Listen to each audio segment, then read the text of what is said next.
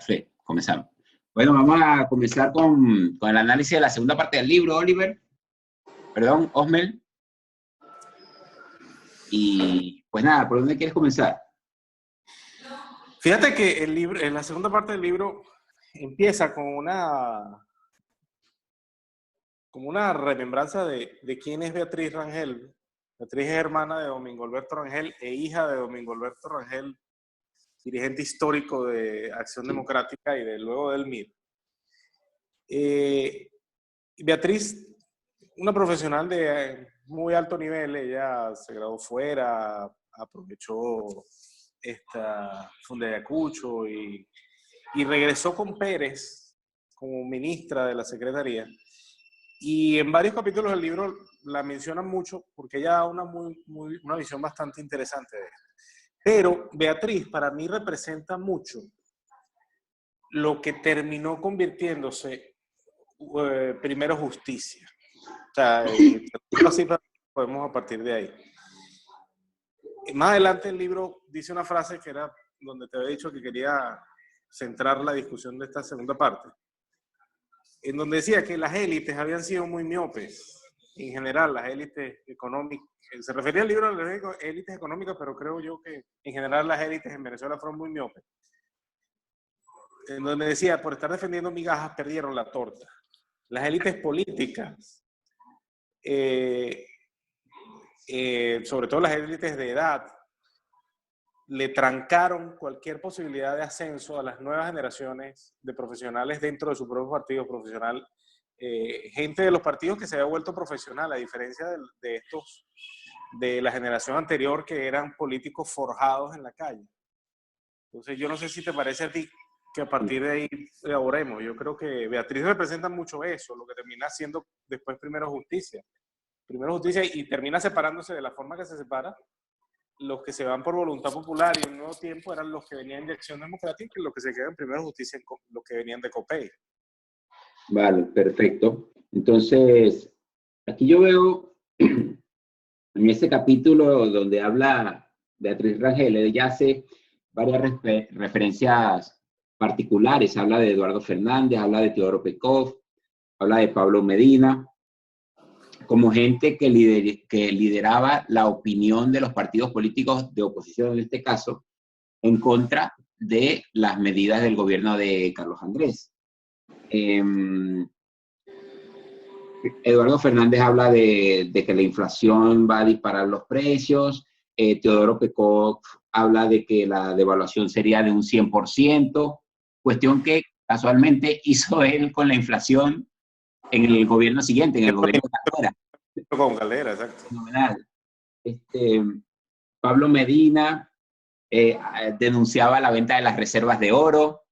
Y yo cuando leí eso, cuando lo releí, me daba demasiada risa. Yo decía, pero ¿y qué diría hoy Pablo Medina? Porque lo veo muy calladito hoy, en donde sí efectivamente está evidenciado que el actual gobierno está vendiendo las reservas.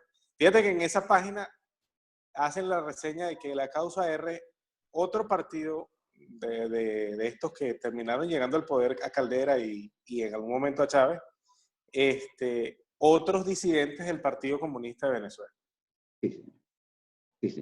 Es que todos vienen de la misma raíz izquierdista, ¿no? Todos parten de lo mismo. Beatriz Rangel, Osmel también habla de la CTV, que exigía congelación de los precios de la cesta básica y un aumento del 50%. O sea que esto, lo mismo de siempre. Exacto. Fede Cámaras también, con la boca cerrada, decía que las aperturas eran cosa buena, pero gradualismo, ¿no? Este sector sí, este sector no, cuidado con estas empresas, vamos a cuidar la industria nacional. Pero es que el gradualismo, hace algún tiempo, el Cato sacó un estudio en donde decía, bueno, ¿qué es mejor en los países que vienen del socialismo real, del comunismo? ¿Políticas graduales o políticas de shock? Y el estudio terminaba diciendo, bueno, las políticas graduales son hechas para no cambiar nada, para una apariencia de cambio y no se termina cambiando nada. Sí, no, Y no. eso es todos estos voceros del gradualismo. Protégeme ahorita a mí para no verme afectado, para yo seguir en el privilegio Pero y fíjate, sobre todo para ser anclado en el pasado. Fíjate, un poquito antes ya de la página donde hablabas de Pablo Medina, y esto yo creo que es una conclusión que nosotros tenemos y que mucha gente también ya la comenta. Al votar en masa, dice aquí, al votar en masa por Carlos Andrés Pérez, se había votado por un retorno brusco y acelerado a la Gran Venezuela. Eso quedaba en la cabeza de mucha gente en Venezuela. La mayoría de la gente había votado por un regreso a ese pasado glorioso, si es que se le puede decir glorioso, o por lo menos el pasado del Tabatato de Arnedos. Y ese era el gran viraje que esperaban. Pero con el triunfo de Pérez no llegó ni siquiera un espejismo de lo que había sido su primera presidencia. Y el día que se hizo público el programa económico, los efectos descorazonadores se palparon de lejos e inmediato. se habla, creo que era los informes de la inteligencia militar que hablaban de crisis de expectativas, que la masa tenía crisis de expectativas. Exactamente, exactamente. Pero fíjate, esa idea de la Gran Venezuela es una cosa que yo he discutido en innumerables ocasiones con muchas personas, porque yo no estoy de acuerdo con esa idea de que dice mucha gente que en los 70 Venezuela era un país rico. Venezuela era un país subsidiado, que no es lo mismo. No es lo mismo que tú seas rico a que te den dinero. No es igual. No es igual que yo sea rico a que mis padres sean ricos. No es lo mismo, ¿no? Entonces, claro, lo que siempre se ha buscado, lo que siempre la masa venezolana, el venezolano común ha buscado, es que el Estado le dé, ¿no? Que el Estado le dé buena educación, buena salud, que le dé buenas pensiones, que mantenga la carretera, que mantenga el alumbrado público. Y claro, eso funciona, bueno, el poquito tiempo que dure la buena renta, pero si no hay una reinversión de los recursos, si no hay realmente una empresarialidad distribuida en la sociedad civil, pues eso dura lo que dura. Entonces, Venezuela nunca ha sido un país rico. Venezuela ha sido un país con precios del petróleo alto y un país con precios de petróleo bajos, pero eso es todo, en mi punto de vista. No, sí, en eso siempre lo discuto yo también. Yo creo que un país rico es donde los ciudadanos son ricos, no donde el Estado es rico. Porque si podemos decir que quien tiene el dinero en Venezuela, sí, efectivamente ha sido el Estado. Y se exacerbó a partir de 1975 con la estatización del petróleo, que por cierto, un buen amigo Adeco me aclaró históricamente que esa ley de estatización del 75 no hizo sino adelantar 5 años lo que iba a ocurrir en el 79.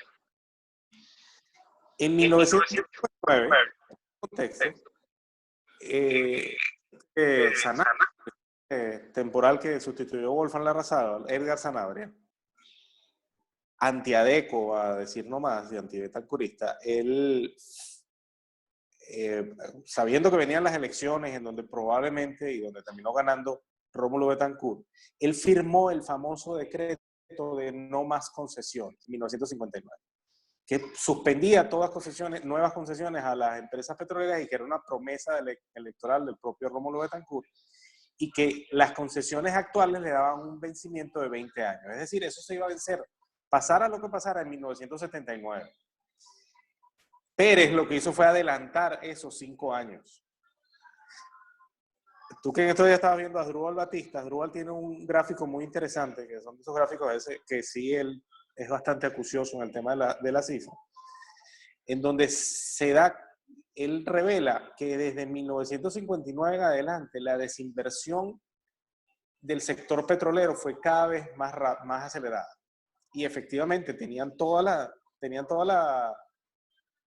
el incentivo para desinvertir. Te habían advertido con 20 años de anticipación, mira, te vamos a quitar el negocio dentro de 20 años. Entonces, claro, yo dejo la inversión que yo hice y dejo que se vaya depreciando, pero no vuelvo, solo gasto en mantenimiento y no vuelvo a hacer más. Evidente. Entonces, Pérez lo que hizo fue exacerbar algo que ya venía sucediendo desde los años 40. Ya con el punto de regalías, con esta reforma de la ley petrolera del 46 y después la reforma después de Betancourt, donde se incrementó sobre la renta sobre la petrolera, el impuesto de ya el gobierno con ingresos, con la estatización. Omel, perdóname, se te está entrecortando el audio, Freddy, no se te está escuchando bien. No sé, lo es que oigo un eco, me oigo con eco. No sé si tú tienes el audio abierto. Sí, bueno, cuando dejo de hablar lo corto, pero a ti mientras tú estás hablando se te entrecorta el sonido. Déjame probar aquí al lado del internet. Bueno, te decía que con la estatización de la industria se exacerba más el tema del equilibrio en la sociedad, en donde el Estado terminó siendo excesivamente rico respecto a una sociedad pobre. Incluso los grandes empresarios eran pobres frente al riquísimo Estado petrolero. Entonces, eso generó una sociedad corporativista que pretendía medrar al Estado de cualquier manera. Más adelante hacen la referencia al famoso caso de los hipódromos en Venezuela, que era el único hipódromo en el mundo que perdía dinero. Pero los dueños de los caballos ganaban dinero.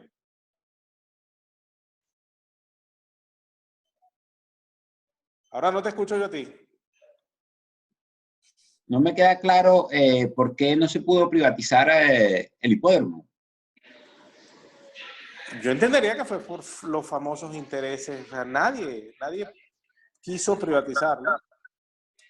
Y bueno, aún todavía, hoy sigue siendo público. Sigue perdiendo dinero, subsidiado por el Estado. Sí.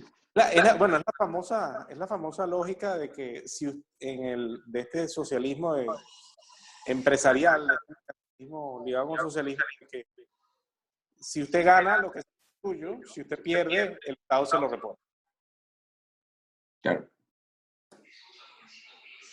Cuestión que pasa en todo el mundo con los bancos. Exacto. Ahora con el sector financiero en todas partes del mundo, tanto en el tercero como en el primer mundo. Hay una parte de ese capítulo de Beatriz Rangel, que ella habla como que todo esto fue generando el caldo de cultivo para el 28 de febrero, ¿no? Y la autora menciona informes de la DIN de días anteriores, e incluso uno del 26 de febrero, que alertaba de posibles disturbios a primeras horas del día siguiente. O sea, ya había servicios de inteligencia que sabían más o menos que había muchas probabilidades de que pasara algo. ¿Qué crees tú que sucedió para que el gobierno no hiciera nada? Fíjate que yo creo que a Pérez una de las cosas que más le afectó fue su miopía de creer su liderazgo mesiánico, de que a él nadie le iba a protestar estas medidas y que hay más adelante una referencia a unas declaraciones de Paulina Gamos, que me quedaron muy grabadas cuando la leí la primera vez, que dice que ella cree que no fue un movimiento espontáneo en Caracas. Y si ya la inteligencia lo sabía, lo cómico es que la inteligencia sabe, como dices tú, ya tenían informes de que podía haber disturbios y todo aquello. ¿Cómo no se hizo nada? ¿Y cómo los agarró desprevenidos? Yo no sé si tú te acuerdas, yo me imagino que tú estabas en Caracas en esa época cuando el ministro del Interior, Izaguirre, salió en plena cámara todo asustado y dijo en plena cadena, no puedo, y que suspendieron la cadena. Sí, pero yo tenía 10 años, o sea, yo... Bueno, estaba chamo, yo también estaba chamo en esa época, pero fue bien impactante, pues ver un ministro en plena cadena y de repente se derrumba. No puedo porque a todos los agarró por sorpresa, yo creo. Y entonces, fíjate que más adelante habla del famoso Plan Ávila que Chávez tanto habló de que mataron Sí. a gente, no sé qué, que decía que era un plan que fue diseñado en los 60 y tenía 20 años que ni se usaba. Entonces no Sí. sabían qué hacer respecto de eso. ¿Cuál es el nombre del ministro este? Del que salió la... Sí. Rodolfo Izaguirre, creo que era.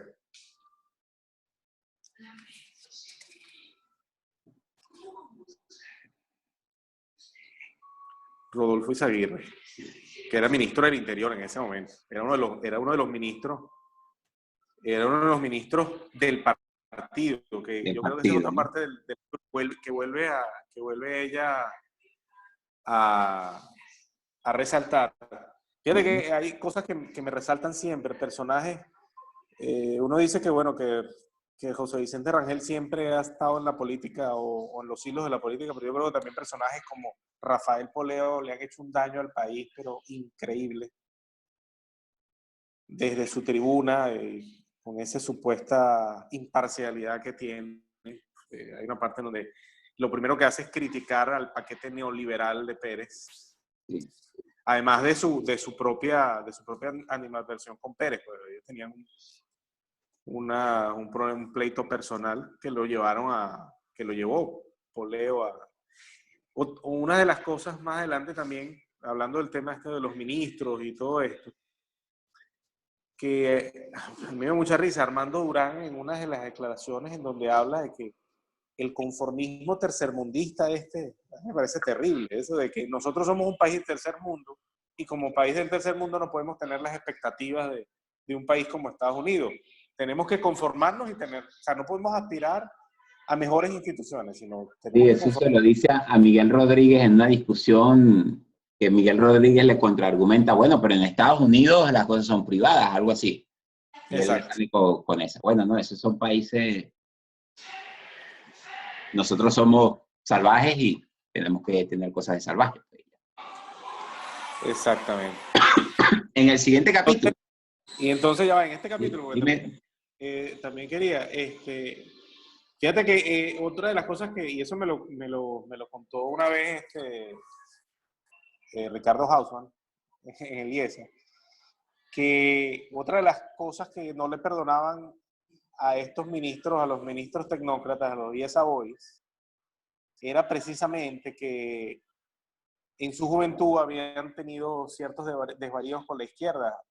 Todos ellos habían sido militantes del MAS en algunos casos, o Miguel Rodríguez, por ejemplo, lo pone ahí en el libro, y eso no se lo perdonaban a esta gente. Pero lo otro es lo descarado del manejo del Estado en Venezuela. El párrafo donde Argelia Ríos coloca así, el hecho de que un hombre que no fuera ADECO manejara el presupuesto de la República fue considerado dentro de AD como una afrenta. Era posible aceptar esa situación en cualquier otro ministerio o en una embajada, pero en un ministerio de finanzas o de planificación o de infraestructura, el antiguo MTC, donde se manejaba mucho dinero, eso era inaceptable. Entonces, claro, ahí tú ves que no había Pérez tenía una visión diferente en su segundo gobierno, pero su propio partido fue el que se le puso enfrente. O sea, me estás quitando mis prebendas. Sí. Y es lo mismo que dice Moisés Naín, que es el siguiente capítulo, el capítulo 11. Dice, bueno, los que tenían que darnos apoyo político eran los que nos criticaban ferozmente. Entonces, pues, sí, todo el Partido de Acción Democrática, porque estaban perdiendo tanto el poder político por la reforma de apertura política de las elecciones de gobernadores, y evidentemente, pues, el poder económico. Cuando pierdes el poder político, pierdes el poder económico. Inmediato. Exactamente. Moisés Naím, parte de los adecos, menciona con nombre y apellido a otras personas, Osmer, como por ejemplo Ixen Martínez, Rafael Caldera, Ramón Escobar Salón, Oscar García Mendoza, Teodoro Pekov. Eso por la parte política. Mencionan los periodistas y los dueños de comunicación, la mayoría de los políticos, evidentemente, y muchos empresarios.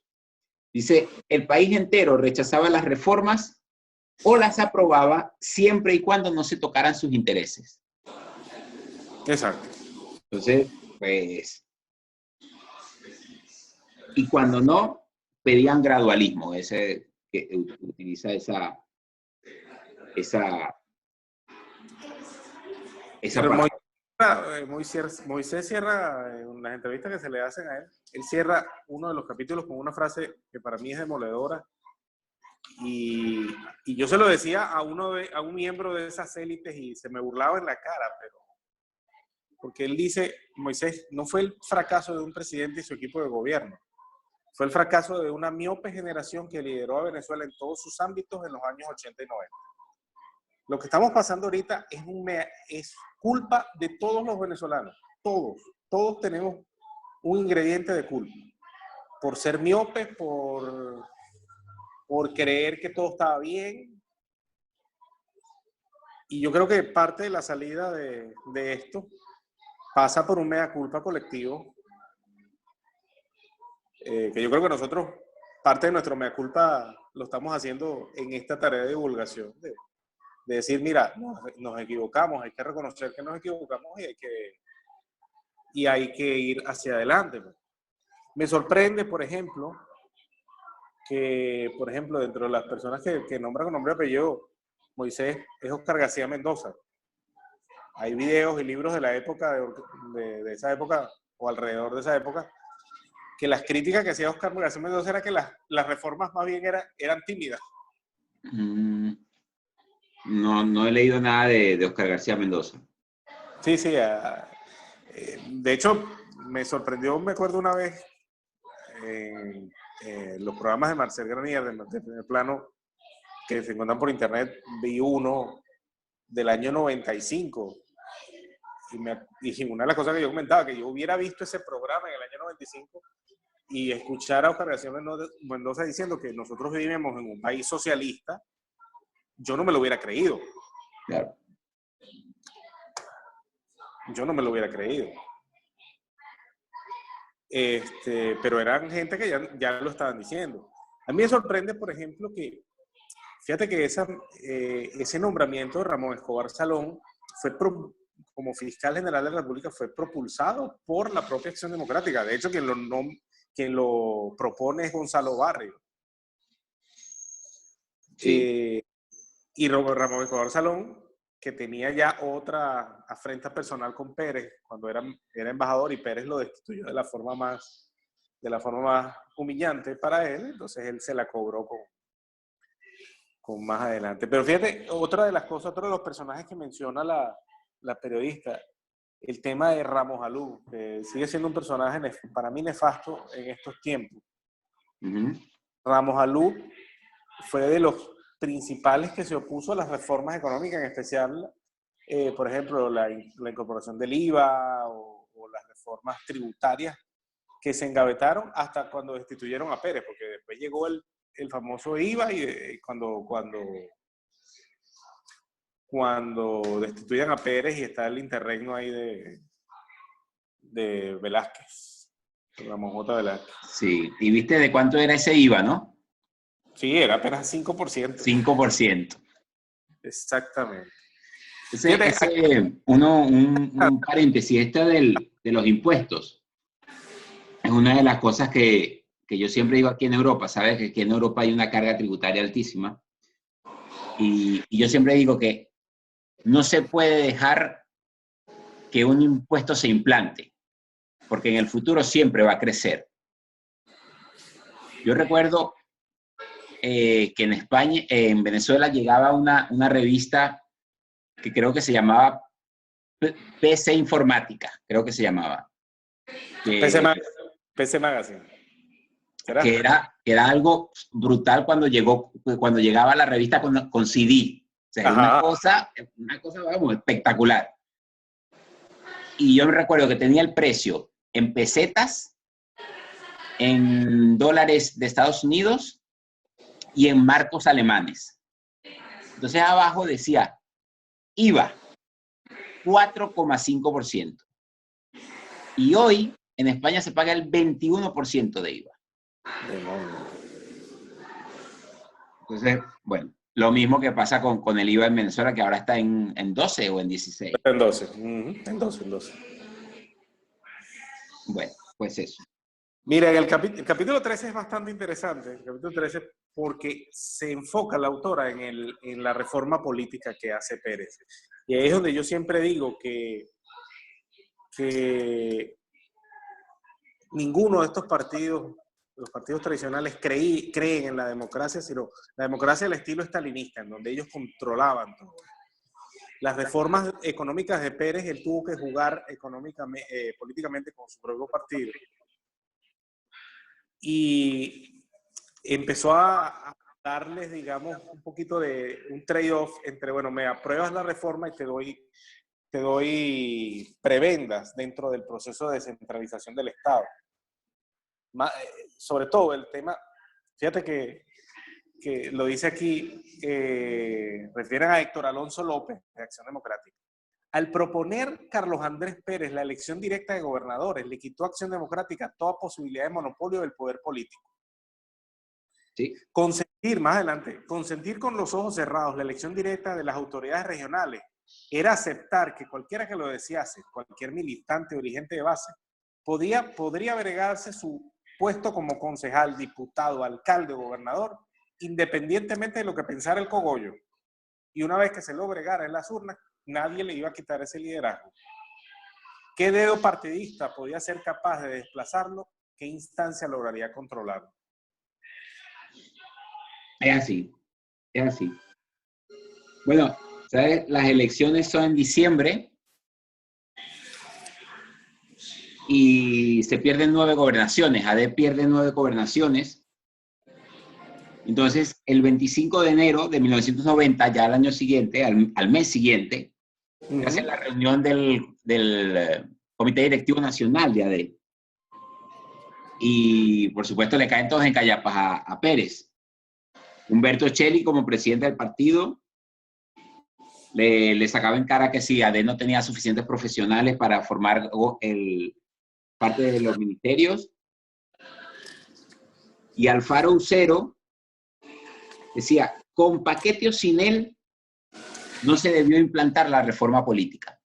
Ajá. O sea, las reformas económicas, pues bueno, ahí es lo de menos. Realmente lo importante es que nos quitaste el poder político. Así mismo. Así mismo. Incluso me acuerdo yo de mi época de cuando trabajaba en el Estado. Había una frase muy, muy repetida que los jefes pasan y los funcionarios quedan. Más adelante dice, la burocracia DECA se sintió despreciada y desplazada por una camada de gente extraña, en su mayoría joven, muy joven, que para remate ganaban sueldos inmensos.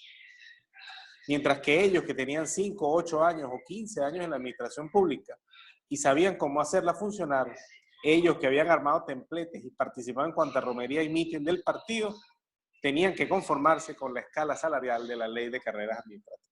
Es así, es así. Pero también para romper una lanza por los funcionarios, hay alguien que no recuerdo el nombre o creo que tiene la identidad reservada, que dice que los tecnócratas eran muy prepotentes y que los trataban con desdén, ¿no? Entonces, pues... Sí, bueno, la frase esta que dice, estos pendejos que se creen que van a estar aquí para siempre, no saben que nosotros hemos visto pasar a 800 como ellos. Y hay una parte buenísima que es que estos se vanaglorean de que me llamó el directivo del partido, tal directivo del partido, 8 veces y no le devuelvo la llamada. Sí, pero cuando un sindicalista te para un puerto, ese sindicalista no te la coge a ti. Exacto. Así mismo.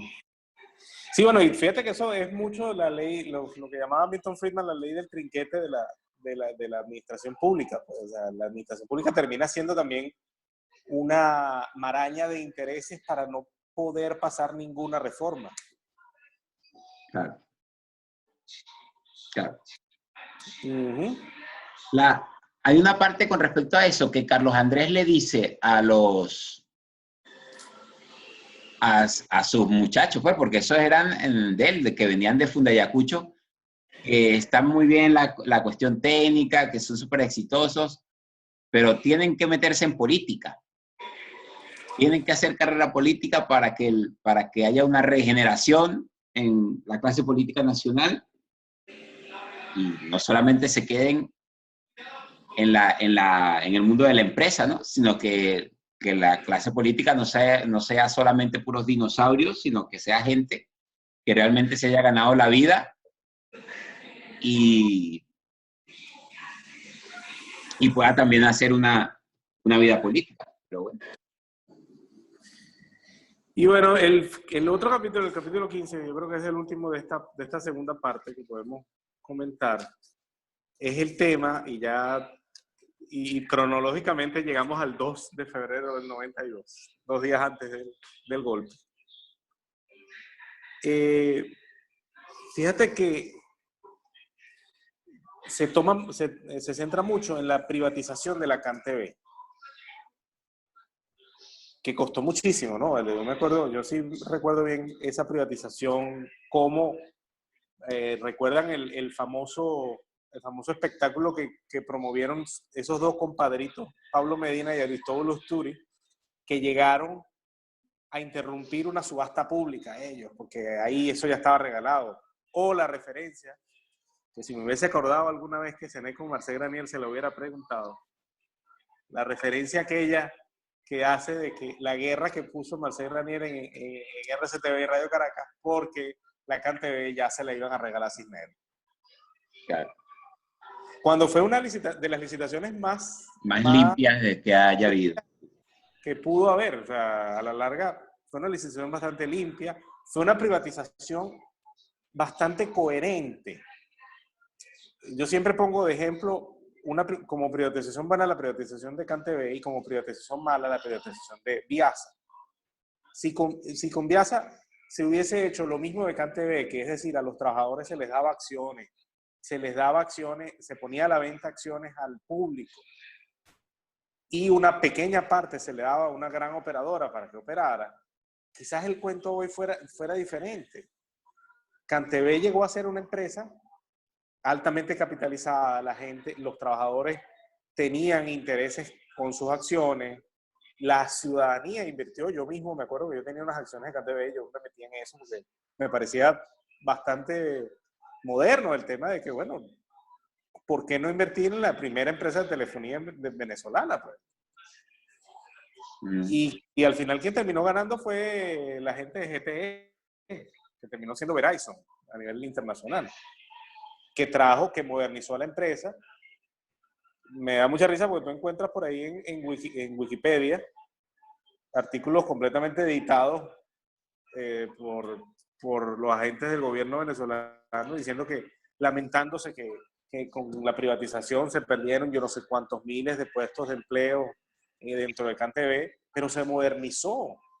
Que bueno, ahorita estamos otra vez volviendo atrás, o sea, estamos en un proceso de retroceso impresionante y que con CanTV se ha vuelto otra vez a la época en donde para que te dieran una línea te venían en listas de espera, te cobraban, porque los gestores dentro de CanTV para agilizarte esto, sí.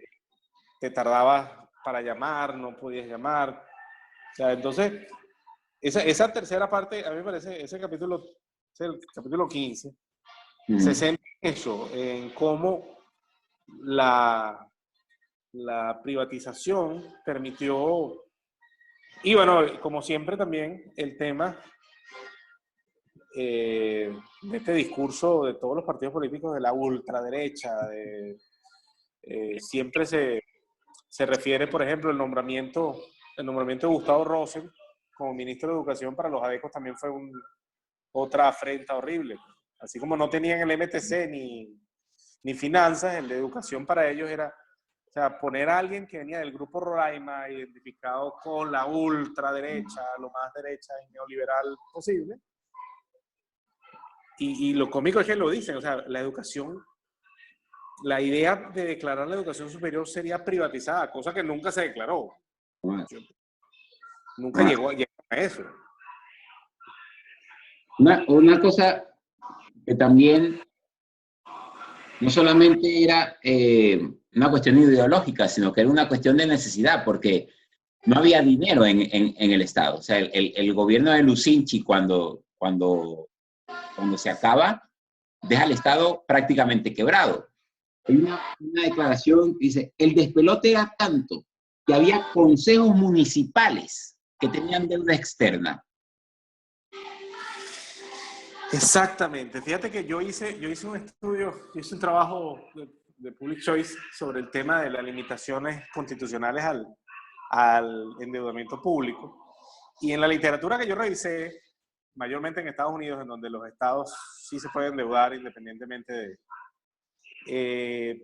tú encuentras cada cosa, o sea, le buscan la vuelta al endeudamiento. Y en Venezuela, en la época, estudié ese tema, en la época de los 80, en la época de la crisis de la deuda, efectivamente habían endeudamiento a tal nivel que tú decías, pero ¿cómo llegaron si ni siquiera la ley se lo permitía?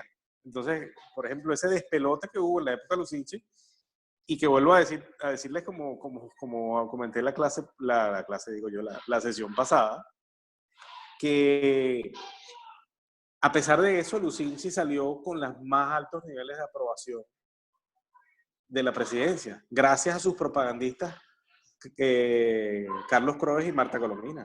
Eso era lo que te iba a preguntar. La sesión pasada terminamos, una de las últimas cosas que dijiste fue que nos refiriésemos a los medios de comunicación, al papel de los medios de comunicación.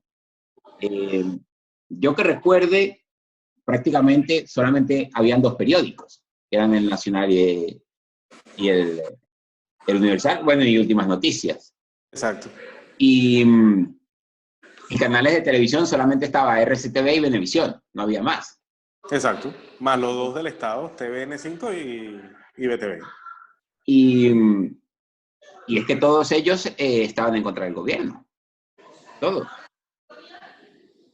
Ahí no había un consenso generalizado acerca de la corrupción del gobierno.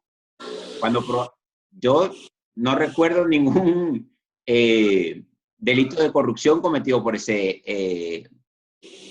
tren ejecutivo de ese gobierno. Pero es que ahí es donde tú dices el poder que tienen los medios y los influencers de la opinión pública.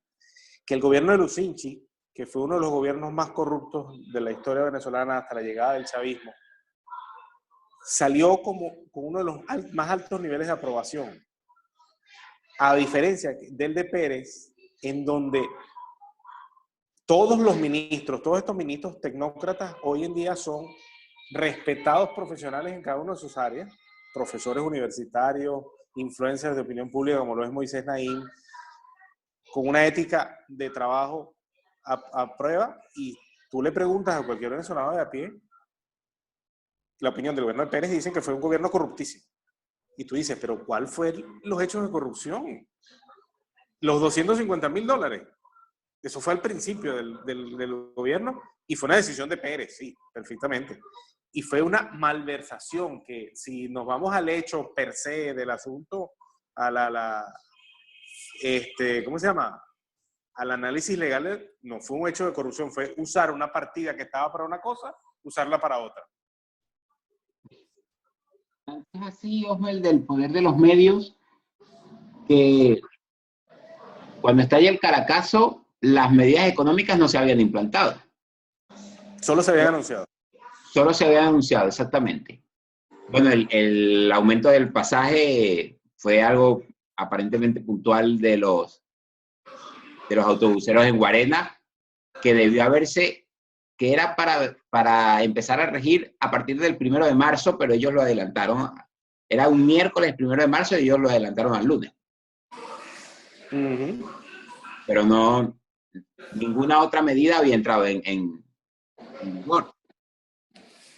Sí, por eso es que cuando tú escuchas a la nueva historiografía diciendo que bueno, que fue un rechazo a las medidas, pero ¿cuáles medidas? Si no se habían todavía aplicado.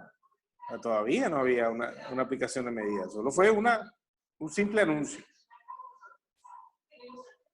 Y creo que es bueno, en la primera parte del libro que se menciona, ahí es cuando tú te das cuenta que realmente sí había un plan y que no fueron manifestaciones espontáneas.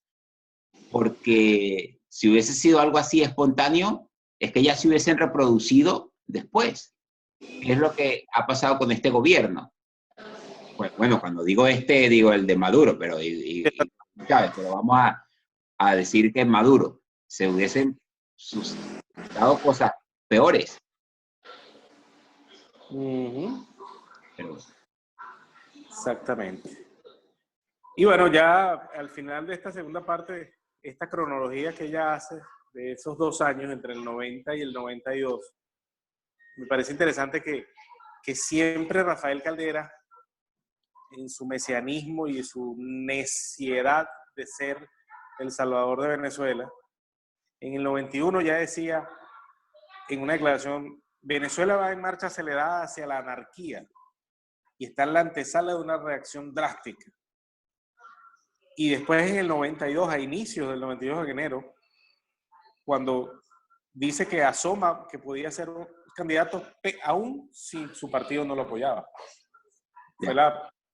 Fue ya, digamos, ya lo estaba anunciando muchísimo antes de cuando terminó siendo. Ya tenía la visión, pues. Bueno, eso es un político, también hay que reconocerlo. Ese es un político visionario. Exactamente. La oportunidad para él. Sí, probablemente. Y bueno, fíjate, en enero del 92, el 74% de los venezolanos rechazaba el gobierno de Carlos Andrés Pérez, según una encuesta publicada por El Nacional.